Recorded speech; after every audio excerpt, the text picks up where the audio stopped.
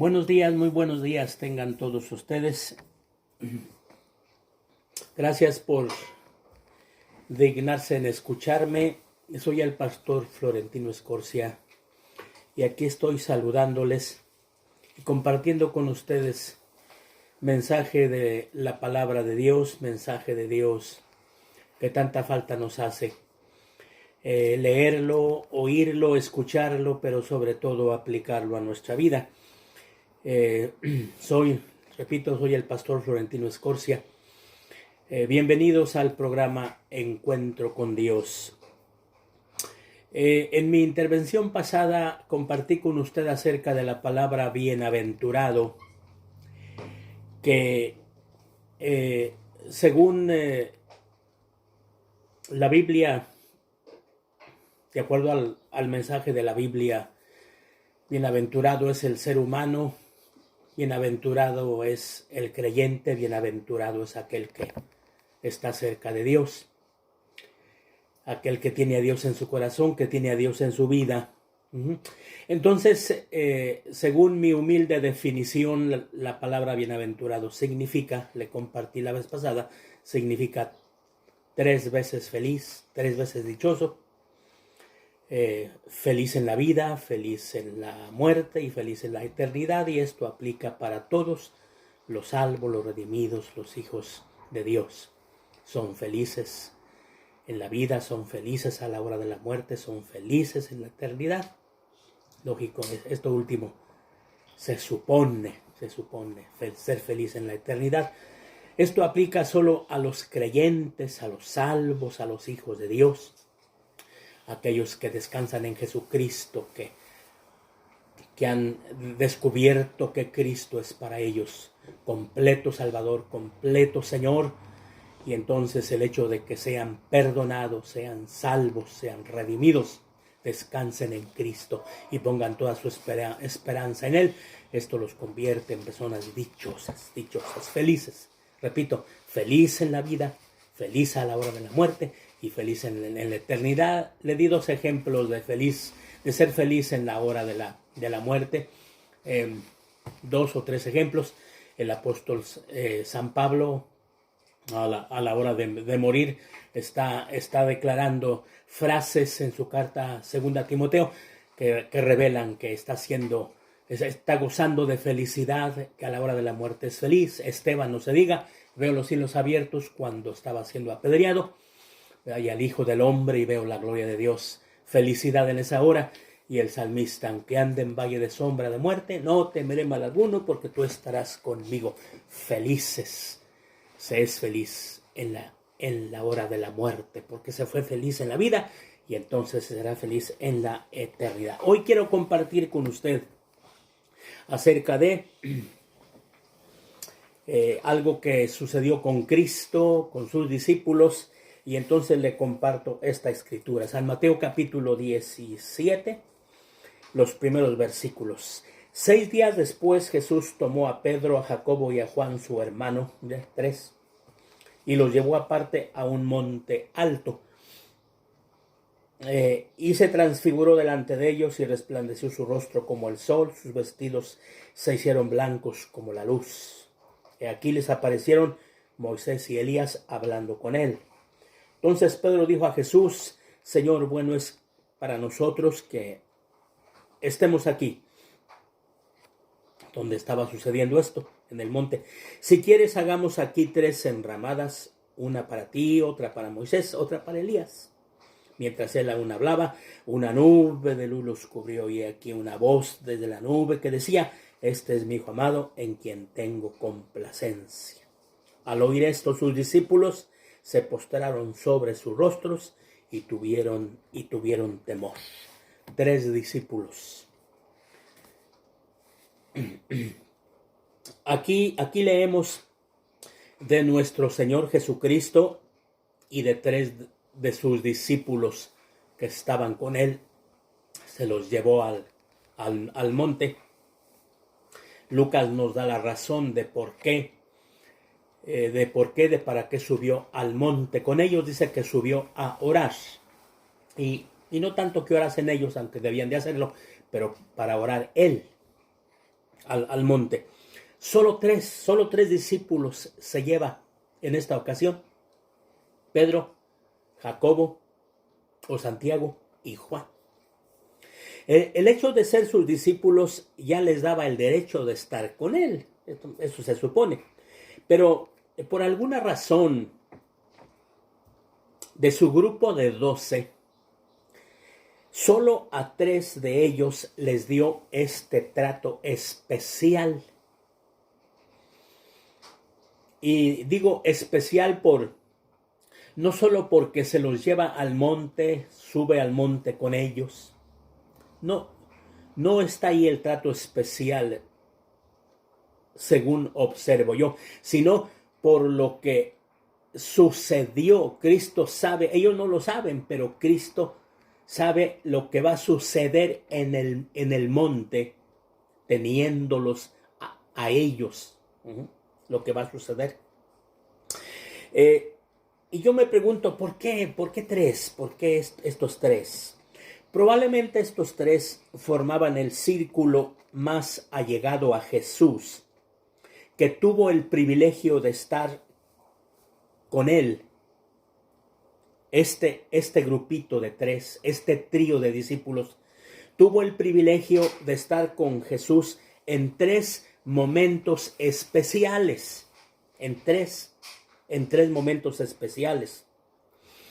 Mire, de pronto, sin ellos pedirlo, sin ellos imaginarlo, sin ellos buscarlo, se convierten en testigos de 3 grandes eventos que tienen que ver con Jesucristo.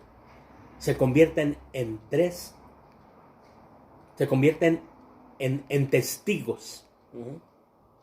Estos 3 discípulos, testigos de 3 gloriosos, de 3 majestuosos eventos, acontecimientos que tienen que ver con Jesucristo, que son resultado de su presencia, de estar, por lo menos uno de ellos es el resultado de estar ahí, de actuar ahí Jesucristo, de hacer lo que hizo. 3 veces testigos es mi tema hoy. 3 veces testigos. Estos 3 discípulos se convierten en testigos 3 veces de 3 momentos especiales en la vida de Jesucristo. Son testigos de su transfiguración, número 1. Son testigos de su poder sobre la muerte. Y son testigos de su agonía en el huerto del Getsemaní. Repito, testigos de su poder sobre la muerte, testigos de su transfiguración y testigos de su agonía en el huerto del Getsemaní. Quiero empezar por este último. Testigos de su agonía. Le leo el capítulo 26 de San Mateo. Capítulo 26 de San Mateo, el versículo 36. Entonces llegó Jesús con ellos a un lugar que se llama Getsemaní y dijo a sus discípulos: sentaos aquí, entre tanto que yo voy ahí y oro. Aquí va con el grupo ya no de 12, sino son 11, uno ya no está con ellos, que es Judas. Y tomando a Pedro y a los 2 hijos de Zebedeo, Jacobo y Juan, comenzó a entristecerse y a angustiarse en gran manera. Entonces Jesús les dijo: mi alma está muy triste hasta la muerte, quedaos aquí y velad conmigo. Jesús quiso tener lo más cerca posible a estos 3 discípulos para que lo acompañaran en su hora más crítica, en la agonía de ese momento, como en la tentación. Después de su bautismo, Jesús se somete a la voluntad de su Padre. En ese momento, fue para Jesús una prueba real que estaba experimentando en ese momento, en esa ocasión, cuando está con sus 3 discípulos en el huerto del Getsemaní. El momento de su agonía, el momento en el que desviste su corazón ante su Padre Celestial y en el que expresa aquel sentimiento que, quiero pensar, venía cargando todo el tiempo de su vida aquí en la tierra, la tristeza de su alma, la angustia de su espíritu. Lo manifiesta su Padre Celestial, lo oyen sus discípulos, porque Jesucristo se los comparte. Mi alma está muy triste hasta la muerte. Este momento es para Jesús una prueba real. Real. Él está padeciendo como todo un ser humano, que de hecho lo era. En este momento sale a flote su humanidad, sus sentimientos 100% humanos. Hay tristeza, hay agonía, hay angustia, está triste. Quisiera, le expresa su Padre, si hubiera otra manera de salvar a la humanidad, que no fuera bebiendo esta copa, pero que no sea mi voluntad, sino que sea la tuya. Digo que este momento fue para Jesús una prueba real. Este momento fue para Jesús una lucha real. Este momento fue para Jesús una angustia real, pero también fue una victoria real. Fue un triunfo real. Y sus discípulos, Pedro, Jacobo y Juan, están siendo testigos de este acontecimiento que está embargando toda la persona de nuestro Señor Jesucristo. Pero antes de ser testigos de su agonía, estos discípulos fueron testigos del poder de Jesús sobre la muerte. Quiero leerle este relato en el Evangelio de Marcos, en su capítulo 5, versículo 35. Mientras él aún hablaba, vinieron de casa del principal de la sinagoga diciendo: tu hija ha muerto. ¿Para qué molestas más al maestro? Pero Jesús, luego que oyó lo que se decía, dijo al principal de la sinagoga: no temas, cree solamente. Lindas palabras, ¿verdad? Hay que hacer las nuestras. No temas, cree solamente. Cuántas cosas nos llenan de temor, cuántas cosas quieren producir temor en nuestra vida, circunstancias. No temas, cree solamente. Y no permitió que le siguiese nadie, sino Pedro, Jacobo y Juan, hermano de Jacobo. Vino a casa del principal de la sinagoga, y no permitió que le siguiesen nadie sino Pedro, Jacobo y Juan, hermano de Jacobo, que los 3 discípulos. Y vino a casa del principal de la sinagoga y vio el alboroto y los que lloraban y lamentaban mucho, y entrando les dijo: ¿para qué? ¿Por qué os alborotáis y lloráis? La niña no está muerta, sino que duerme. Y empezaron a burlarse de él. Él, echando fuera a todos, tomó al padre de la madre y a la madre y a la niña de la niña, tomó al padre y a la madre de la niña y a los que estaban con él, sus 3 discípulos.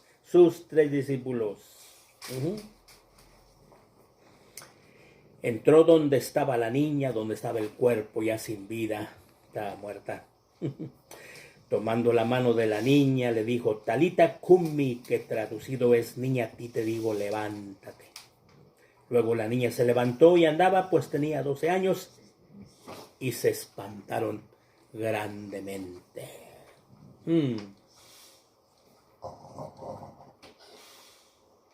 Aquí están los 3 nuevamente. Aquí están los 3 discípulos, Pedro, Jacobo y Juan. Han entrado a la casa donde está el cuerpo de la niña. que para todos los presentes estaba muerta.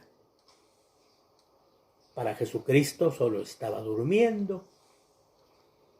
Esa es la perspectiva de Cristo en cuanto a la muerte, y la perspectiva de los seres humanos en cuanto a la muerte es diferente a la de él. Para nosotros murió el familiar, murió el pariente, está muerto, pero para Dios, para Jesucristo en este caso, la niña no estaba muerta, solo estaba durmiendo, como en su momento dijo de Lázaro también: Lázaro duerme, mas voy a despertarle. Entonces Jesucristo le da la orden al cuerpo, da una orden. Manda, le da un mandato, dirige un mandato a la difunta. Un mandato. ¿Cuál es? Niña, a ti te digo, levántate. Un imperativo, una orden, un mandato. Pero quiero dejarle esto bien en claro. Este imperativo de Jesús no es solo un mandato, no es solo un mandato. Porque usted y yo sabemos que los muertos no tienen en sí mismos el poder para levantarse. Nada, para nada, no tienen el poder. Los muertos están muertos, los cuerpos muertos no tienen el poder para levantarse. No están vivos, no están vivos. Entonces aquí deducimos que juntamente con el mandato de Jesús va el poder vivificador. Va el poder vivificador juntamente con el mandato de Jesús. Va el espíritu de vida del que más tarde escribiera el apóstol San Pablo, porque la ley del espíritu de vida, la ley del espíritu, este mandato que es, pongámoslo así, es la ley de Jesucristo. Un mandato hacia el cuerpo, hacia la difunta. Levántate, levántate. Con este mandato va el espíritu de vida. Y entonces lo que Cristo habló, lo que Cristo mandó, sucedió. Sucedió, dice el pasaje. Y luego la niña se levantó y andaba, pues tenía 12 años, y se espantaron grandemente. Habló, mandó y sucedió. Esto me hace pensar en un pasaje de los Salmos, el Salmo 33, 9, que Dios dijo y fue hecho. Mandó y sucedió. Eso pasó en el caso de nuestra lectura. Eso pasó en el caso de nuestra lectura. Entonces, estos 3 discípulos han sido testigos de la agonía de Cristo en el Getsemaní, el momento que expresa su tristeza, que desviste su corazón, desnuda su corazón, afloran sus sentimientos humanos, ¿no? Están a flor de piel. Estoy triste, mi espíritu está muy, muy triste. Han sido testigos de su agonía, han sido testigos de su poder sobre la muerte, y ahora le leo acerca de este gran acontecimiento. ¿De qué son testigos más estos discípulos? San Marcos 9, versículos 2 y siguientes. 6 días después Jesús tomó a Pedro, a Jacobo y a Juan y los llevó aparte solos a un monte alto y se transfiguró delante de ellos. Sus vestidos se volvieron resplandecientes, muy blancos como la nieve. Marcos pone énfasis en los vestidos. Mateo pone énfasis en el rostro de Cristo, lo que sucedió, como se vio en aquella ocasión, tanto que ningún lavador de la tierra los puede hacer tan blancos. Les aparecieron Elías con Moisés hablando con Jesús. Entonces Pedro dijo a Jesús: Maestro, bueno es para nosotros que estemos aquí y hagamos 3 enramadas, una para ti, una para Moisés, otra para Elías, porque no sabía lo que hablaba, pues estaban espantados. Entonces vino una nube que les hizo sombra, y desde la nube una voz que decía: este es mi hijo amado, a él oíd. Su cuerpo, su sustancia física,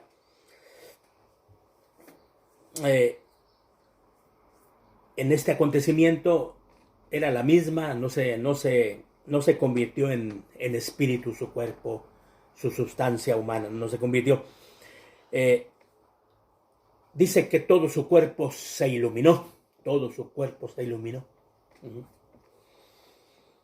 Mi manera de entender esto es que su divinidad, su deidad salió hacia afuera, la gloria dentro de él salió hacia afuera, tanto que invadió su cuerpo, la transfiguración, un acontecimiento glorioso que el Padre quiso que sucediera en ese momento.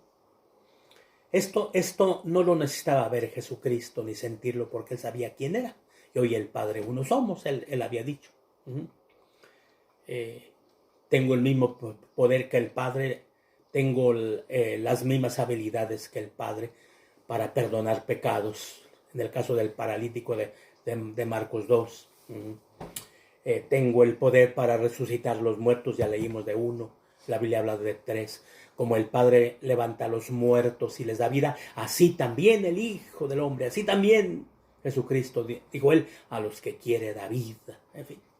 Entonces, Cristo no necesitaba que sucediera esto, pero sí lo necesitaban sus discípulos. Ver la gloria de Cristo. Ver la gloria en Cristo. Necesitaban que su mente fuera revolucionada, cambiada acerca de su Maestro, para que su fe se hiciera más fuerte, su fe avanzara, se convirtieran en creyentes reales, efectivos, con una fe viva.